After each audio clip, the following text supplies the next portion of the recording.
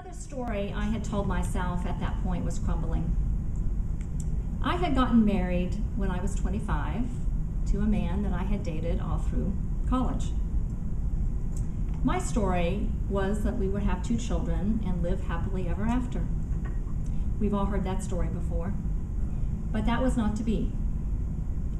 This story was actually so imprinted on my consciousness that I was in denial for many years, and I thought if I just work hard enough, or if I just think about this long and hard enough, I'll figure out how to make this marriage work.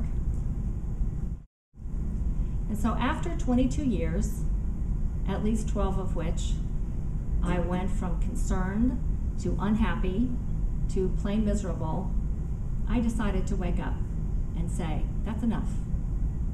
And I realized that life is too long to be unhappy. And I also learned another lesson. I realized that to have a truly satisfying, happy marriage and true partnership takes 2 people, but only one to destroy it. But what I really didn't realize that all during those years, I had actually been planting the seeds to find the partner of my dreams. Because my heart's desires had been there all along, but since I didn't really believe it existed, I didn't give it any energy, which was a good thing, because the one thing in life that you don't want to do is give anything negative energy. Then, when I was least expecting it, the man of my dreams walked into my life. He just walked right in, no warning, no notice. I finally knew what all those romantic cards and movies were about. This dramatically changed my life, and it changed my story about love. This experience was so profound, and it changed my entire viewpoint on love, that I thought, I want to write about that. But first, I'm gonna share some of the things that I found out that were really pretty surprising to me. And one of the first things I realized from my own experience and from the women that I was talking to is that actually no woman who had the love of her life had found the love of her life while she was searching for them.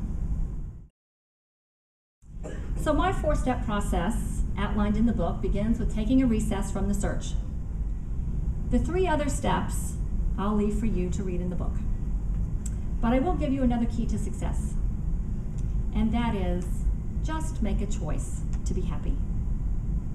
When I realized that I was walking around in my life and I was miserable and I was feeling victimized, I realized that I was hurting myself more than anyone else. So I just decided to wake up and make a different choice. I decided to stop complaining, put a smile on my face, and pursue the things in my life that brought me joy. I started actively pursuing my best life. And you know, we all, when we start new things, don't we fall off the wagon from time to time?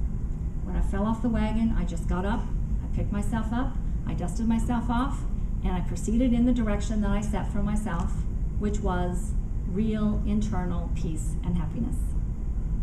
Now, I didn't know this at the time, but that is profoundly important in attracting the love of your life.